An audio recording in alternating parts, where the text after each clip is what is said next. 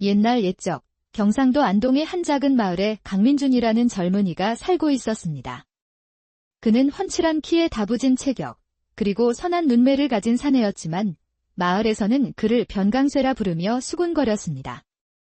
민준과 하룻밤을 보낸 여인들은 그의 남다른 물건에 혼비백산하여 2번 다시 그를 찾지 않았기 때문입니다.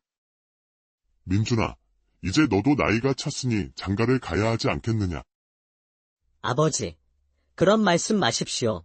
온 동네 처녀들이 저만 보면 다들 도망가기 바쁜데 제가 어찌 장가를 들겠습니까? 이놈아! 그러게 누가 밤마다 처녀들 치마폭을 들추고 다니랬더냐? 내 소문이 흉흉하여 이 애비는 속이 타들어간다. 아들의 혼사길이 막막한 아버지는 깊은 한숨을 내쉬었습니다. 하나뿐인 아들이 대를 잇지 못할까 걱정이 태산 같았지요. 민준아, 이대로는 안 되겠다. 너를 아무도 모르는 큰 읍내로 나가보거라. 거기서 돈도 벌고 내 짝도 한번 찾아보아라. 가진 것 하나 없는 제가 읍내에 간들 무슨 수가 있겠습니까? 자, 이것은 내가 가진 전부다. 이 엽전 2냥을 가지고 가서 노잣돈으로 쓰거라. 민준은 아버지가 꼬깃꼬깃한 쌈지에서 꺼내준 엽전 2냥을 받아들고 큰 절을 올렸습니다. 아버지, 부디 몸 건강히 지내십시오. 소자, 꼭 성공해서 돌아오겠습니다. 며칠을 걸어 큰 읍내에 도착한 민준은 아버지가 준 돈을 모두 써버리고 말았습니다. 꼬박 하루를 굶어 배에서는 꼬르륵 소리가 났지요. 장터를 헤매던 그의 눈에 문득 사람들로 북적이는 커다란 기와집이 들어왔습니다. 바로 초상집이었습니다. 아니, 엊그제까지만 해도 정정하시던 박첨지 어르신께서 어쩌다 갑자기... 그러게 말일세. 나도 소식 듣고 깜짝 놀랐다네. 실례지만 혹시 돌아가신 박첨지 어른의 함자가 어찌 되시는지요? 젊은이는 누군데 그걸 묻는가? 몇 해 전 제가 그분께 큰 은혜를 입었는데 혹시나 해서 여쭙는 것입니다. 허, 그런가. 고인의 함자는 박봉참이시네? 아, 제가 은혜를 입은 분이 맞습니다. 고맙습니다. 꾀를 낸 민준은 당당하게 초상집으로 들어갔습니다. 입구를 지키던 머슴이 그를 막아섰지요. 니시오. 나는 박봉참 어르신께 돈을 받으러 왔소. 뭐라고? 우리 나으리께 돈을 받으러 와. 그게 무슨 소린가? 몇 해 전 내가 나으리께 식사 대접을 했었소. 그때 나으리께서 집으로 찾아오면 밥값을 갚겠다 약조하셨지. 쯧쯧.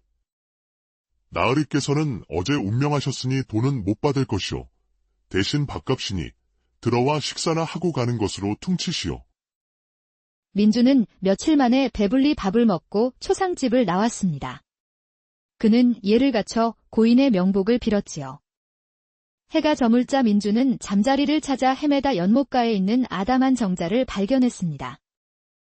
옳거니 오늘은 이곳에서 하룻밤 신세를 져야겠군. 민준이 막 잠이 들려던 참에 정자 아래에서 남녀가 다투는 소리가 들려왔습니다. 이제 더는 날 찾아오지 마시오. 아니, 갑자기 왜 그러시오? 우리가 어떤 사이인데?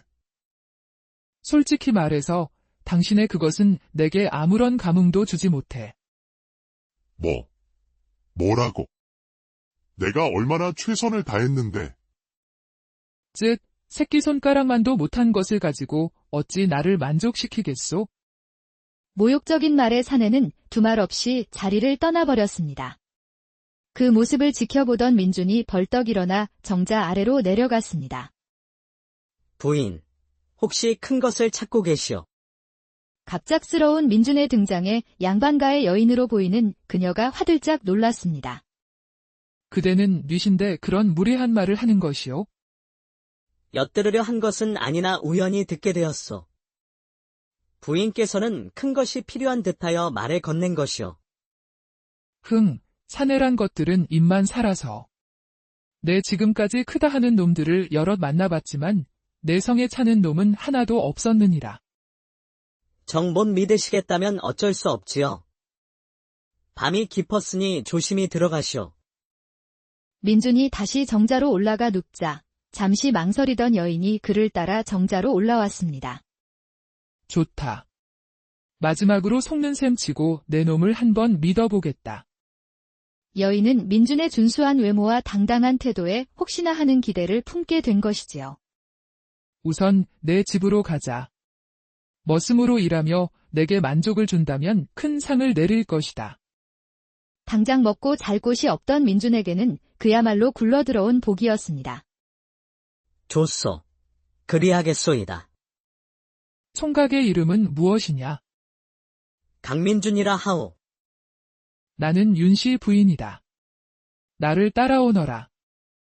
윤씨 부인은 커다란 기와집 대문 앞에서 걸음을 멈추었습니다. 그 집은 읍내에서도 손꼽히는 부잣집처럼 보였습니다. 이곳이 내 집이다.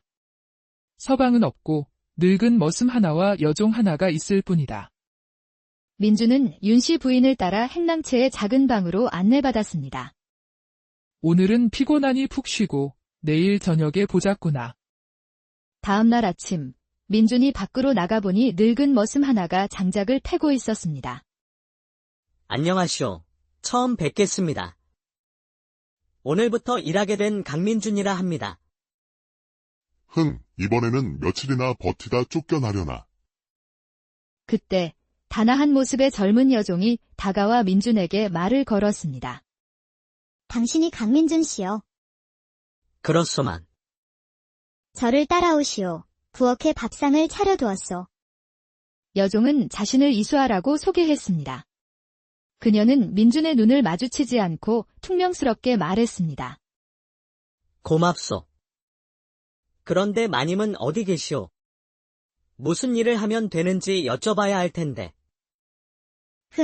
당신은 밤일하러 온 것이 아니었소?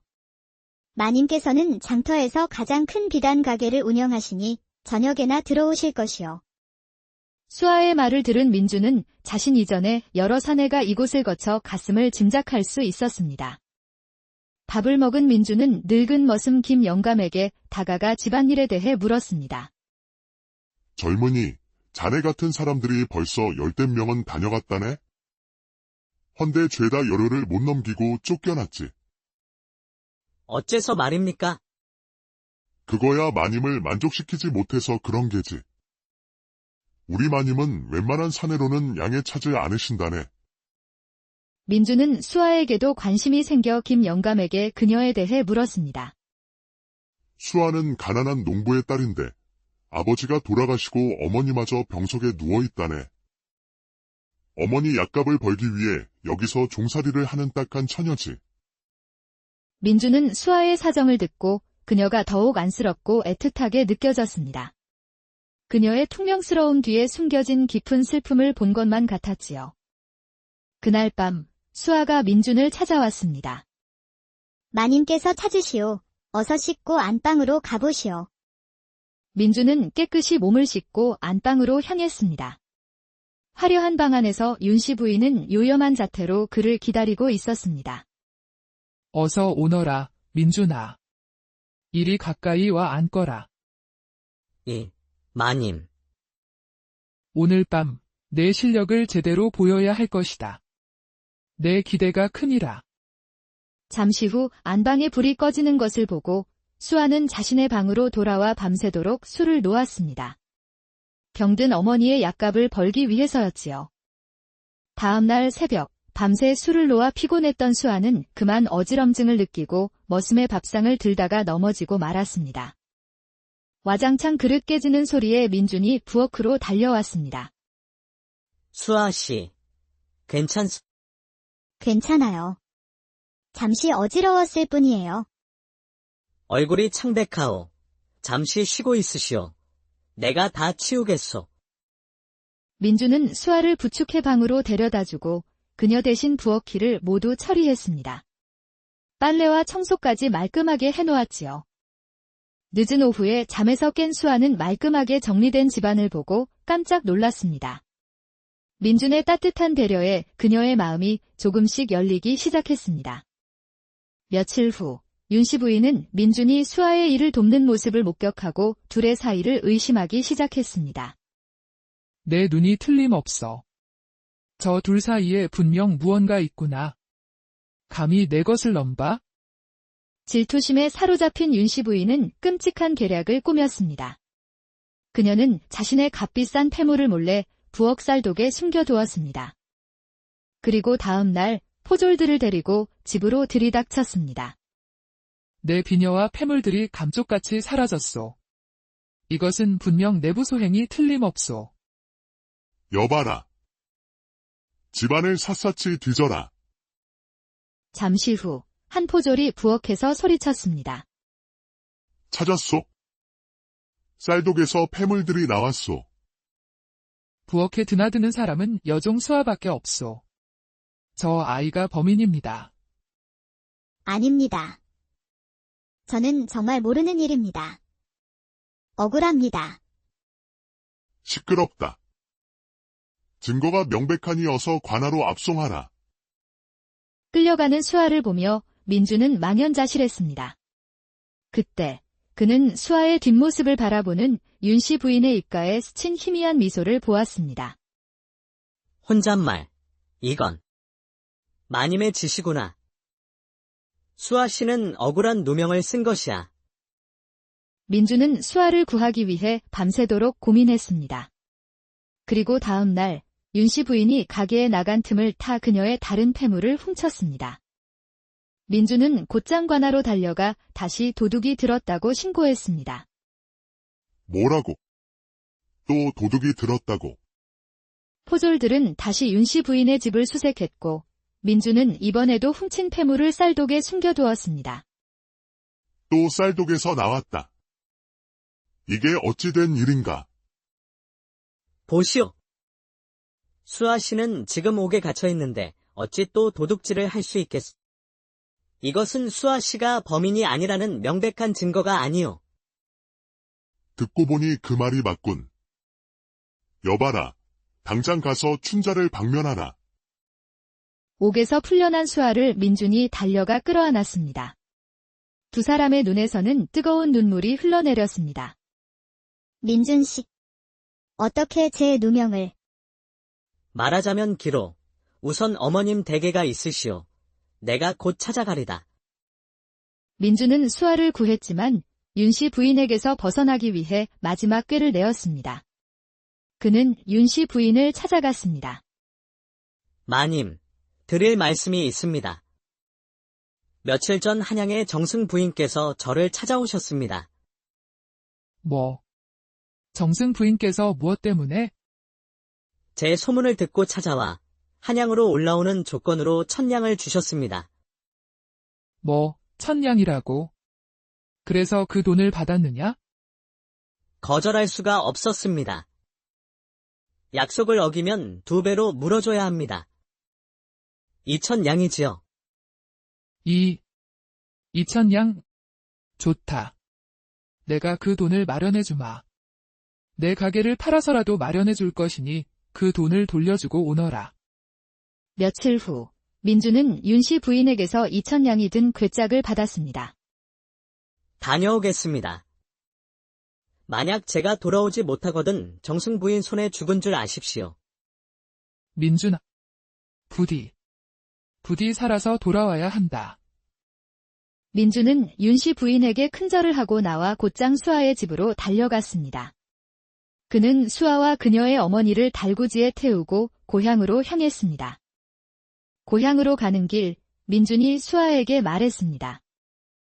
수아 씨, 당신을 사랑하오. 나와 혼인해 주시오. 평생 당신만을 위해 살겠소. 수아야, 민준 총각 같은 신랑감이 또 어디 있겠느냐? 내가 아플 때 하루도 거르지 않고 찾아와 탕약을 다려주었단다. 좋아요. 대신 약속해주세요. 다시는 다른 여인에게 한눈 팔지 않겠다고. 맹세하리다. 고향에 돌아온 민주는 아버지에게 수아와 그녀의 어머니를 소개했습니다. 얼마 후 두 사람은 마을 사람들의 축복 속에 혼례를 올렸습니다. 그리고 신혼 첫날 밤이 되었습니다. 수아, 한 가지만 약속해 주시오. 오늘 밤 이후에 절대 도망가지 않겠다고. 제가 어머님을 두고 어디를 가겠어요? 걱정 마세요. 그날 밤 조용하던 산골 마을은 수아의 울부짖는 소리로 떠나갈 듯했습니다. 몇 달 후 민주는 심부름꾼을 시켜 윤씨 부인에게 거짓 소식을 전했습니다. 마님, 강민준의 유언을 전하러 왔습니다. 그가 정승 부인이 보낸 자객들에게 쫓기다 돈을 모두 빼앗기고 죽임을 당했습니다. 마지막으로 이런 말을 남겼습니다. 마님, 먼저 가서 마님이 오실 때까지 기다리겠습니다. 그동안 고마웠습니다. 그 말을 들은 윤씨 부인은 그 자리에 주저앉아 땅을 치며 통곡했습니다. 멀리서 그 모습을 지켜보던 민주는 쓴웃음을 지으며 고향으로 발걸음을 돌렸습니다. 수아가 기다리는 행복한 집으로 향하는 그의 발걸음은